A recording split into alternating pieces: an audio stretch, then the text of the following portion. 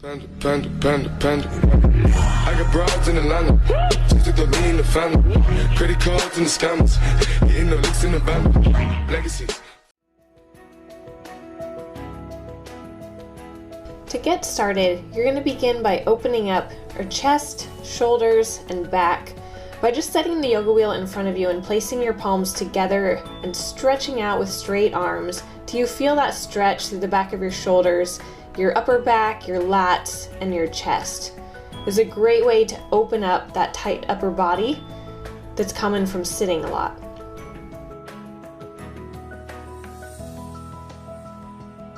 You're going to sit with the yoga wheel behind you and then slowly and carefully press up and begin to roll backwards and forwards very slowly so that you can feel how your body feels on the wheel. Make sure you're balanced and aligned, and just stretch as far as is comfortable. And just go a little bit further every time, continuing to stretch and open up your chest and increase the flexibility in your lower back and upper back. Once you've stretched out and opened up your back, we're going to go back into the same position and just work a little bit more on the chest. This can get really tight from sitting all day, so you're just going to stop and lay back on the wheel, your neck supported, and just stretch out your arms to the side. You can also stretch them behind you and begin to let gravity just open up that chest and shoulder area.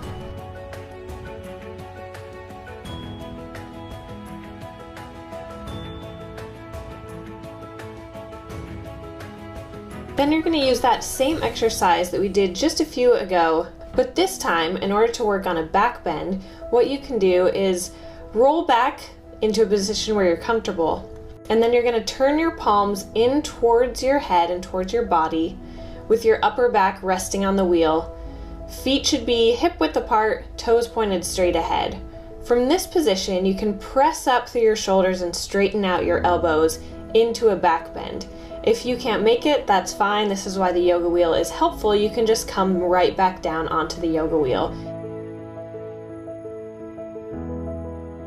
Very similar to the back bend, you're going to extend yourself back, but this time instead of stopping, you're going to draw your hands in around the wheel and bring your elbows in very close toward your head so that they're right along your ears. And then extend your feet out in front of you, toes pointed straight ahead. And you can continue to press yourself back, trying to bring your shoulders a little bit closer over your elbows if you have enough flexibility to do so. And then when you're ready, just carefully lower yourself back down.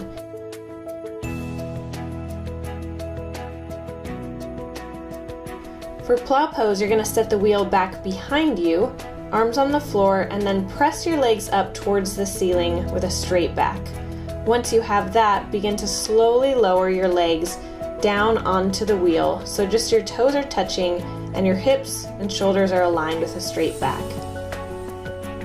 Hold this position as long as it's comfortable, and then slowly, one vertebrae at a time, lower your back onto the mat and lower your legs last. Now we're going to work on some core strength and balance. So you're going to set the wheel back behind you, setting your ankles or shins on top of the wheel. Get into a standard plank position with shoulders over your wrists, body in a straight line.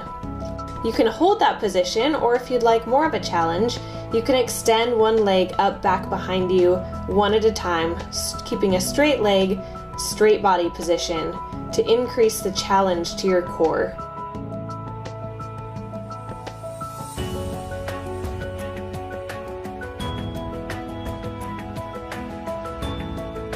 Do this as many repetitions as you can or as comfortable, and then when you're ready, slowly drop your knees back down toward the floor and release the position.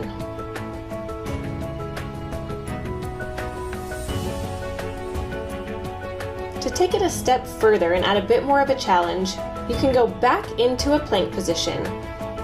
But this time, instead of just lifting your legs, you're going to draw your feet in towards your body and your hips up toward the ceiling. To go a little bit further, you can also position the wheel on your shins, and you're just going to draw your body up, forming a V, and then slowly lowering it back down. Do this with a slow, controlled movement, and this will really help to build your core strength.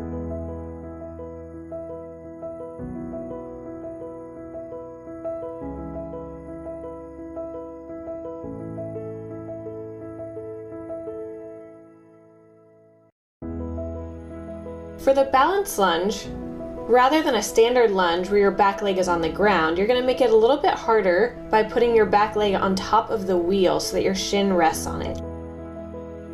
You can either hold this position, or you can begin doing this up and down movement, pressing up on that front leg, drawing your back leg in behind you, and extending your arms up overhead as you lower. To take this a little bit further and make it a little bit harder, rather than extend into the full lunge position, you're going to rest your knee and upper thigh on the wheel behind you. Your front leg will still be in that bent position like a lunge, but now you're going to draw your back foot in toward your body and grab it with your hand. From here, lower as far as is comfortable, and this is going to be a great stretch for your quads and for your hips, as well as a great strengthening for that front leg. Extend your other arm up toward the ceiling and try and keep a straight body. Hold this as long as you can, or as long as is comfortable. The yoga wheel is great for helping to learn headstands. So what you can do is place the wheel in front of your head, wrap your hands around it, and then begin to slowly walk your feet in toward your body. You can rest your shoulders back against the wheel for balance, and then extend your legs up toward the ceiling. Once this is easy, try putting the yoga wheel out further in front of you so that you're not resting your shoulders against it, but instead your shoulders and elbows are completely aligned and the wheel is just there for a little bit of support. I hope this helps. Thanks for watching. Drop a like, leave a comment, and don't forget to subscribe. Thank you.